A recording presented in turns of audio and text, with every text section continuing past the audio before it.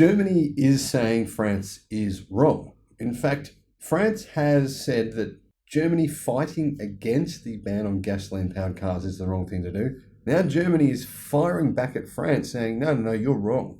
We're right. Shut up. Seriously. Hello, my friends. Welcome to the channel. Great to see you. Thank you for tuning in. Thank you for supporting an electric future, a clean future, a better future. I just watched a discussion on Top Gear with some of the biggest people in the motor industry. The CEO of Koenigsegg, the CEO now of Bugatti and Rematch, the former CEO and founder of McLaren, and of course, Hennessy's CEO and founder as well. They believe, in fact, all of them believe that supercars should continue to exist. In fact, not just supercars, but in general, synthetic powered fuel cars. Now, none of them actually realize the fact that unfortunately engines that burn synthetic fuels still cause the same problems that gasoline and diesel cars do. It still makes pollution. It still gives out toxic fumes. It still causes cancer. It still causes significant emissions. And I understand where they're coming from, why they think these cars should be a thing. But really, I also get where France is coming from. France is saying, why are you focusing on, why are you stopping this bill from going ahead? Why are you trying to prevent the world from being a better place to live in for everyone? Realistically, the truth is there are numerous problems with synthetic fuels. Aside from the fact they cost about $30 per litre, and aside from the fact that it is actually putting massive amounts of money into technology that is worse for the planet rather than better for the planet, meaning we're diverting funds away from making things better into just simply carrying on with the old ways. It's also sending a message. It's sending a message to say, yeah, you know what? We care more about having the status quo. We care more about the perception of saving our motor industry, gasoline-powered motor industry, than we do about a better future.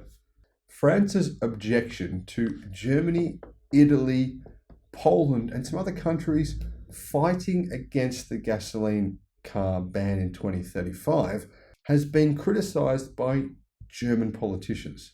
They say it ignores the so-called increasing costs of electric cars. The finance minister in Germany said this. By the way, the finance minister in Germany is an utter muppet. He has zero idea what he's talking about. He hasn't bothered to even do 5 minutes of research, having a look at the declining costs of electric cars. He believes that they're actually going up in price. I mean, it's hard to understand this considering, look at the price of Tesla vehicles in Germany this year. They're 20% cheaper. 20%. How expensive was it to buy a Tesla in Germany 5 years ago? Right? The average sales price was now around 100,000 euros. It's now 44,000. That's getting more expensive, is it, my friends? That is utterly mental. I can't believe the finance minister. This guy should be fired immediately. He clearly has just bothered to do no research. Now, there's nothing wrong with not following the industry for this finance minister. Well, maybe there is, but it's not really that big of a faux pas. But it's a big faux pas to actually come out and make a very bold, public, global statement that you know is going to be looked at by everyone, saying EVs are getting more expensive. It's unbelievable that someone would say this right now, especially when the cost of battery technology has gone down by 20% in the last few months alone.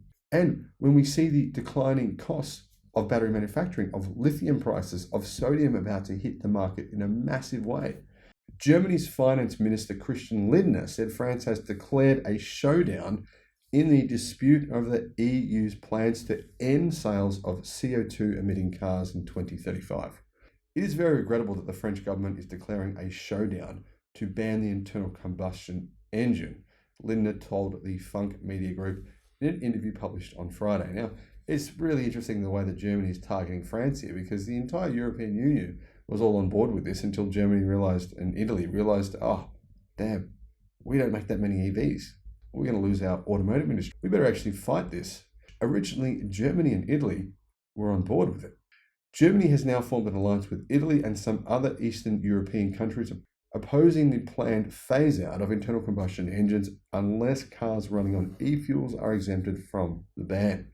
Lindner's comments come after France's finance minister Bruno Le Maire said the EU must stick to the planned ban. We cannot say there is a climate emergency, but retreat from the transition to electric vehicles, Le Maire said on Monday on television in France. We are ready to fight on this and an economic mistake. It's interesting to hear him say this. Now, I want to point out, if you're new to the channel and you haven't been following this ban is not on, it's not on the use of your gasoline car that you bought before 2035. It's not on banning your diesel or petrol car that you bought before 2035. You can keep on using those if you want. And there's some areas where cars will be banned in general, some cities where cars are just banned, period. You've got to walk or ride a skateboard or ride a bike or whatever it is. I actually like that idea. It's not about that. It's about banning sales of gasoline and diesel powered cars from 2035 onwards. So, you can keep on smoking your massive cigarettes pretty much wherever you want to smoke them. You just can't buy more massive cigarettes.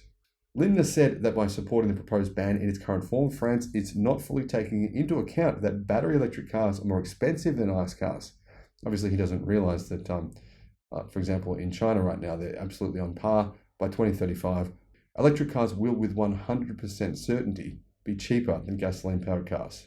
The cost declines we're seeing in batteries, in battery technology, the fact that lithium now has dropped in price enormously, the fact that now we're seeing a rollout of sodium-ion batteries, which are 30% cheaper than lithium iron phosphate, which is about 30% cheaper than lithium ternary batteries. Yeah, it is a guarantee that EVs will be cheaper in 2035. But clearly, Germany has, well, at least German politicians have no awareness of this, or at least they don't, or at least maybe they're right in a way. Maybe Volkswagen Group, BMW, and Mercedes don't have the capacity to manufacture EVs at a lower price than gasoline-powered cars. That's possible. Maybe that's what they really mean. So Germany's finance minister says that electric cars are more expensive than ICE cars. In fact, he says they're costing more every year. This will make mobility less affordable for many people after combustion cars are banned. Linda said Le Maire knows full well that car mobility could become more and more expensive for many hardworking people. We must take these concerns seriously. I mean, the poor population, by 2035, they won't have to get anywhere. I mean, the fact that you have to buy an electric car or an electric bike or an electric skateboard or an electric scooter, that will make transportation out of the affordability for the average person. So sad for them. I'm fighting for the average person, he said. Yeah, okay. Le Maire said that Europe was 5 to 10 years behind China in developing EVs and needed to avoid sending inconsistent messages to automakers, including French companies such as Renault and Stellantis. Saying we will go toward electric but remain with combustion is economically incoherent and dangerous for the industry, Le Maire said. It's not in our national interest. It's not in the interest of car makers, and it's not in the planet's interest. Le Maire, well, I've got to say, you're a smart man, and I'm a big fan of you. I'm going to have to follow this guy for the next few years at least. Porsche and Volkswagen Group have invested in e-fuel development. The fuels are hydrolyzed from water and carbon dioxide in a process that can use only sustainable energy, but in very large amounts that critics say could be better used elsewhere. In fact, it uses 6 times more energy than is actually coming out of it.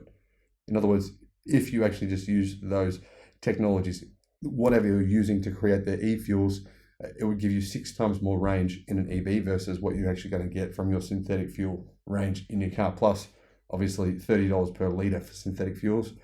It's completely and utterly ridiculous. The fact that Porsche have invested hundreds of millions into building these plants out, I think, is an unwise, very, very unwise decision. I think in the future, 5, 10 years, 10, 15 years from now, we'll look back and go, wow, that was just dumb.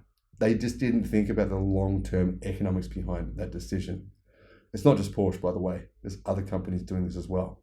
E-fuels are also prohibitively expensive, pointed out Le Maire, although proponents say the cost will come down with scale. So if you pour in billions of dollars into this e-fuels, we can bring the cost down.